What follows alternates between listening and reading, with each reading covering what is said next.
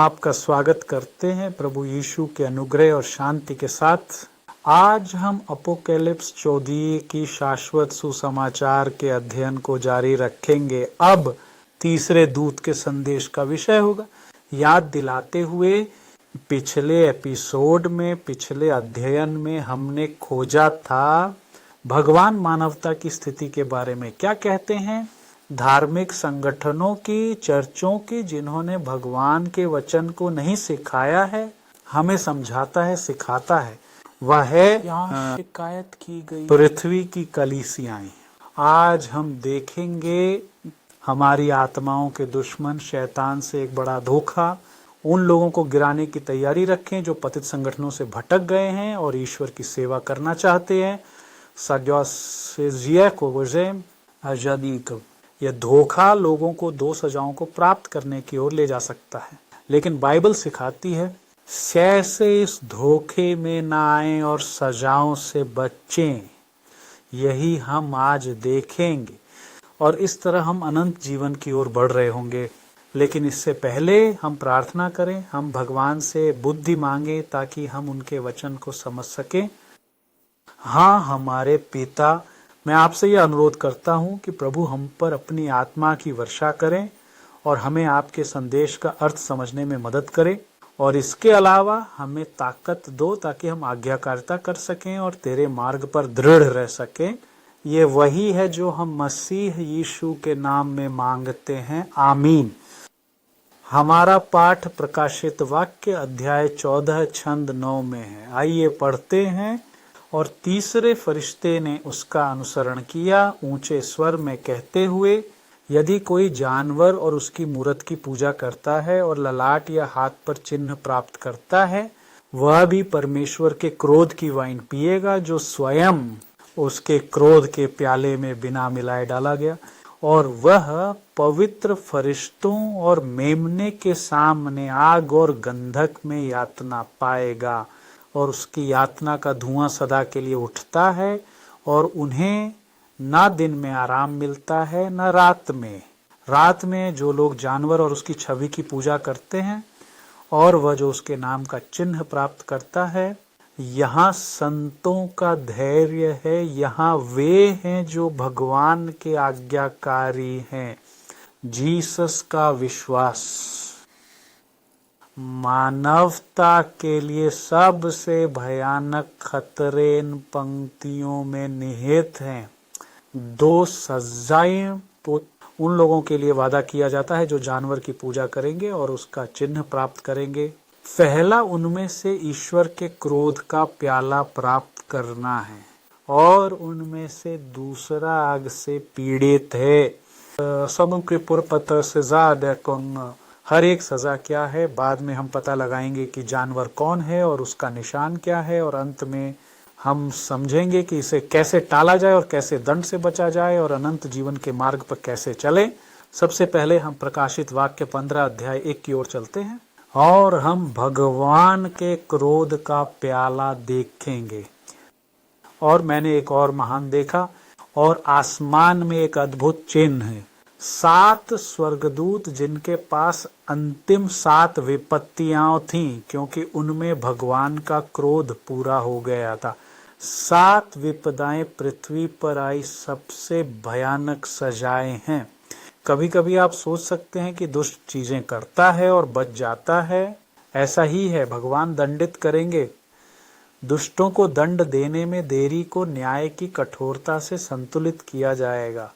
विशेष रूप से सातवां प्लेग जो सबसे भयानक है, यह प्रकाशित वाक्य 16 में वर्णित है, अध्याय 17 से शुरू होता है, और मैं इसे आपके साथ पढ़ना चाहता हूँ। और 7वें दूत ने अपना कटोरा हवा में उड़ेल दिया, और स्वर्ग के मंदिर से एक महान आवाज निकली।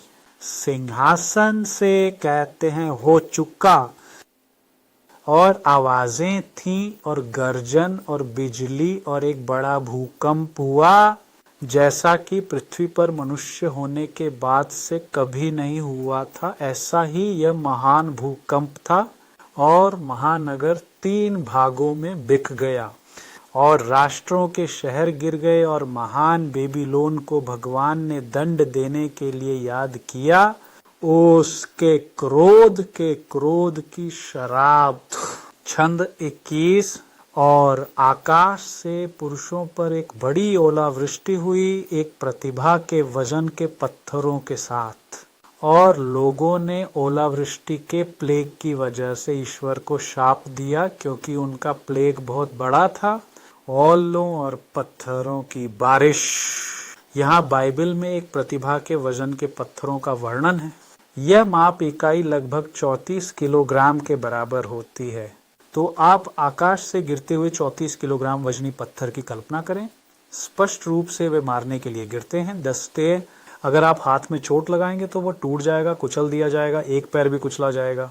वह व्यक्ति वहीं प्रताड़ित होगा, पीड़ित कराहते हुए मौत तक, सहाय, मृत्यु। और यह ईश्वर के न्यायों में पहला है। यह मृत्यु को आमंत्रित करता है। पर दूसरा है, जिसे हम अब देखेंगे, जो आग और सूखे से यातना है। बाइबल इस दूसरे न्याय के बारे में प्रकाशित वाक्य की पुस्तक अध्याय 20 में बताती है। मैं आपके साथ पढ़ना चाहता हूँ। प्रकाशित वाक्य अध्याय 20 छंद 4 पसीरा सा। और मृत्यु और नरक आग के झील में फेंक दिए गए। यह दूसरी मृत्यु है। और जिसे जीवन की पुस्तक में लिखा नहीं गया था, उसे आग की झील में डाल दिया गया।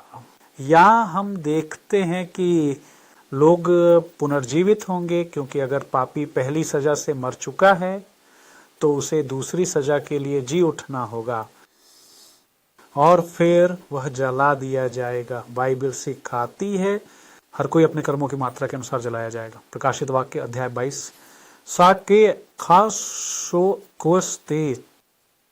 वचन 12 प्रभु यीशु ने कहा, देखो मैं जल्द आ रहा हूँ और मेरा इनाम मेरे साथ है, ताकि मैं हर एक को उसके काम के अनुसार दे सकूं।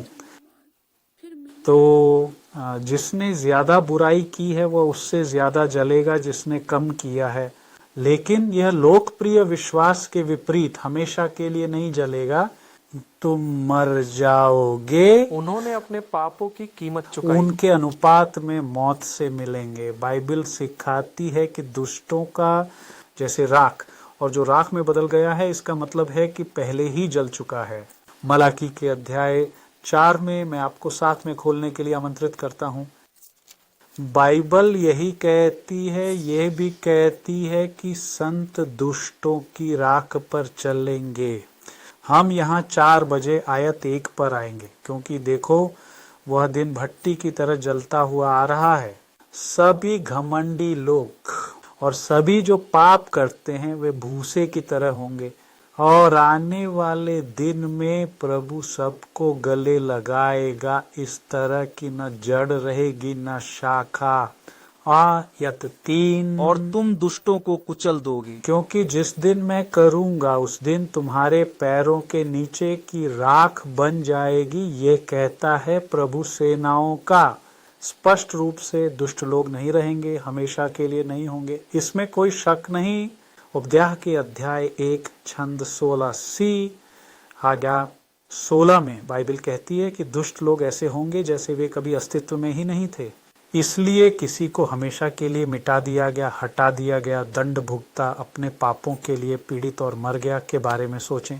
अब हम वापस जा सकते हैं और हम समझेंगे इस प्रकार इन 2 दंडों से कैसे बचा जा सकता है। प्रकाशित वाक्य 14 वचन 9 से हमें सिखाया गया है कि पशु के उपासक जो पशु की पूजा करते हैं और उसका चिन्ह प्राप्त करते हैं, इन सजाओं को भुगतेंगे। तो हमें जानना चाहिए कि जानवर कौन है।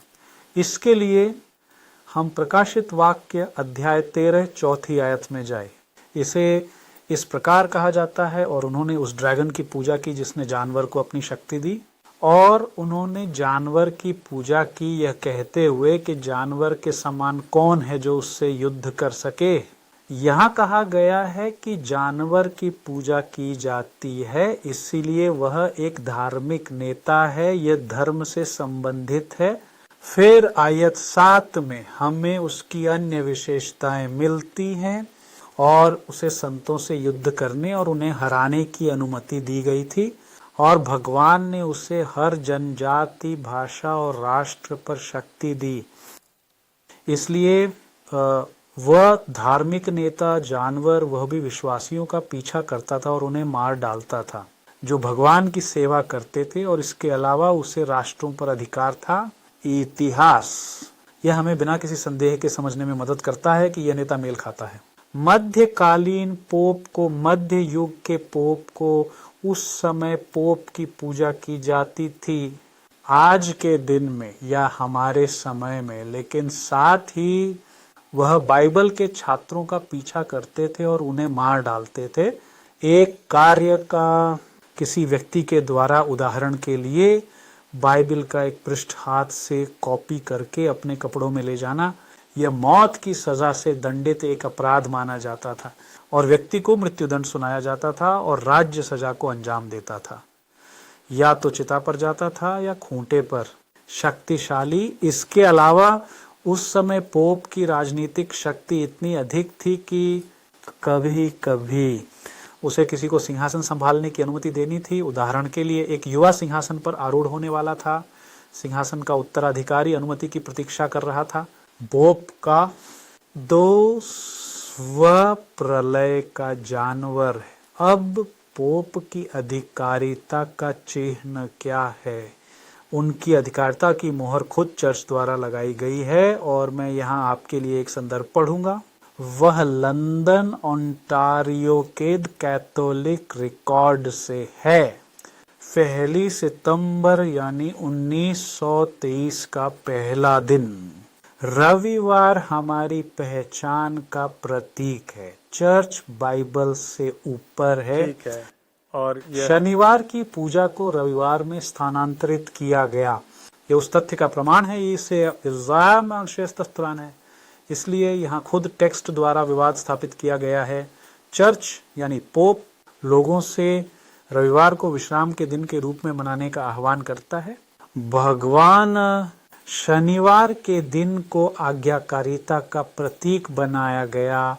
साथ में आप अपने बाइबल, चाहे वह कैथोलिक हो या इवेंजेलिकल, में इस पाठ को देख सकते हैं। टेक्स्ट वही रहेगा और यह यहाँ है अध्याय 20 श्लोक 12 और 20।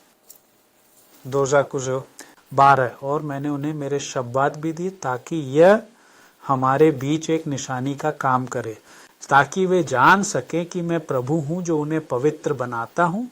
और श्लोक 20, और मेरे शब्दों को पवित्र मानो और यह तुम्हारे और मेरे बीच एक चिन्ह के रूप में काम करेगा, ताकि तुम जान सको कि मैं प्रभु हूँ, तुम्हारा भगवान। इसलिए ईश्वर द्वारा दिया गया आज्ञाकारिता का संकेत शनिवार को विश्राम दिवस के रूप में मानना है। इस दिन हमें नहीं करना चाहिए काम करना, बनाना। वह जो हमारी इच्छा है, जैसा कि हम पहले की पढ़ाई में पढ़ चुके हैं।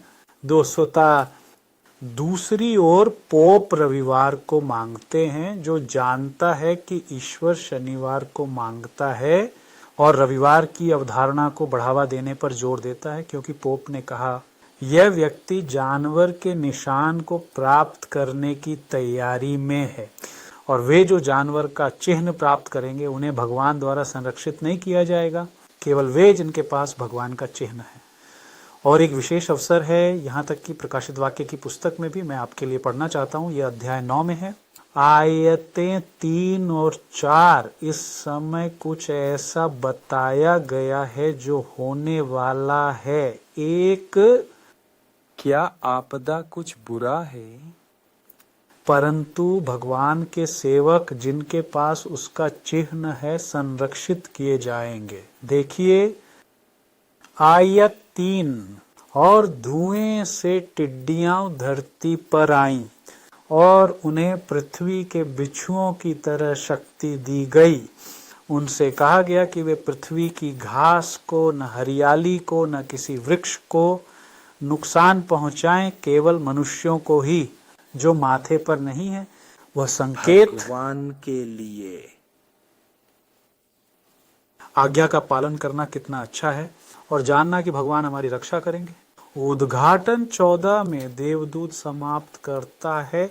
सुसमाचार का संदेश इस प्रकार कहता है, आयत 12 में, यहाँ संतों की धैर्यता है। यहाँ वे हैं जो ईश्वर की आज्ञाओं का पालन करते हैं और यीशु के विश्वास में हैं। क्या भगवान के 10 आज्ञाओं का पालन करना संभव है? हाँ। यह कैसे संभव है? खुद पाठ ने कहा, विश्वास के माध्यम से यीशु कहते हैं कि हमें जल्दी ही पशु के चिन्ह को स्वीकारने के लिए काफी दबाव में रखा जाएगा, जल्द ही कानून लागू किए जाएंगे। सख्ती से रविवार का पालन, हमारा विश्वास पूरी तरह से परखा जाएगा, लेकिन अगर हम यीशु के साथ मजबूती से जुड़े रहें, हमें डरने की कोई जरूरत नहीं है। सब कुछ ठीक हो जाएगा और विजय हमारी होगी। आज्ञाकारिता की विजय कब का दिन है? मैं आपको रोमनों के साथ खोलने के लिए आमंत्रित करूंगा। अध्याय 1 वचन 17। यहाँ बाइबल हमें अनंतता का वादा देती है। वह कहती है कि भगवान की शक्ति पृथ्वी पर है, की सेवा में। रोमियो 8 वाया सर्कल 17, क्योंकि इसमें ईश्वर का धर्म विश्वास से विश्वास की ओर खुलता है, जैसा कि लिखा है, लेकिन न्याय विश्वास से जीवित रहेगा। विश्वास से हम भगवान के आशीर्वाद और प्रतिरोध की शक्ति प्राप्त करेंगे। फिलिपियों में अध्याय 4 श्लोक 13 में प्रेरित पौलुस ने जो विश्वास व्यक्त किया वह यहाँ स्पष्ट है। आसमान से मिलने वाली मदद और आने वाली जीतें, और ये हर विश्वासी का भी यकीन होना चाहिए। आप और मैं जो अब पढ़ने जा रहे हैं, यह वक्तव्य फिलिपियों 4 आयत 13 हमारे साथ जुड़े। दस्तजे उन्होंने कहा, मैं उसमें सब कुछ कर सकता हूँ जो मुझे मजबूत करता है। जीसस के साथ हम जीतेंगे और हमें स्वर्ग से एक अटूट वादा मिला है। यह वादा हर उस व्यक्ति को दिया गया है जो अंत तक वफादार रहेगा। प्रकाशित वाक्य 2 श्लोक 10, यीशु कहते हैं, मृत्यु तक वफादार रहो और मैं तुम्हें जीवन का ताज दूंगा। और यहाँ प्रभु का आह्वान हमारे लिए रहा। क्या आप मृत्यु तक वफादार रहना चाहते हैं? भगवान के आदेश का शनिवार का पालन करना और रविवार को राक्षस के चिन्ह के रूप में मनाने से बचना। भगवान आपके साथ होंगे अगर आप ऐसा करेंगे। और अगर आपने अभी ये निर्णय लिया है तो मैं आपके लिए प्रार्थना करना चाहता हूँ। आइए हम अपनी आंखें बंद करें। हाँ, हमारे पिता, अब मैं यीशु के नाम में आपसे इस आत्मा के लिए प्रार्थना करना चाहता हूँ जिसने आपके पवित्र शनिवार को मानने का निश्चय किया है। यह आत्मा जो तुम्हारी पहचान चाहती है और आशीर्वाद के निशान से बचना चाहती है, इसे मजबूत करो प्रभु। वह स्वीकृत होगी, हम जानते हैं, क्योंकि तेरा वचन ऐसा कहता है। सब हम यहाँ आए, यदि आवश्यक हो तो स्वर्ग की सारी शक्ति विश्वास के माध्यम से दी जाएगी ताकि हम आपका पालन कर सकें और हम अपनी दृढ़ता से पतित न हो। इसलिए प्रभु इस आत्मा को मजबूत करो और आखिर तक विश्वास से इसे दृढ़ रखता है। हम इन आशीर्वादों की प्रार्थना प्रभु यीशु के नाम पर करते हैं। यीशु मसीह। आमीन। आज हमने पढ़ाई की पशु के चिन्ह के बारे में और इससे कैसे बचे, इस पर जानवर का निशान अंततः अनंत जीवन प्राप्त करना है। अगले अध्ययन में हम पशु के चिन्ह के बारे में और कैसे इससे बचा जाए इस पर चर्चा करेंगे। शनिवार को कैसे मनाएं जो आज्ञाकारिता का प्रतीक है, भगवान का विश्राम दिवस। आपको अभी से हमारे साथ जुड़ने का निमंत्रण है। अगली सड़क सब कुछ। भगवान आशीर्वाद दे।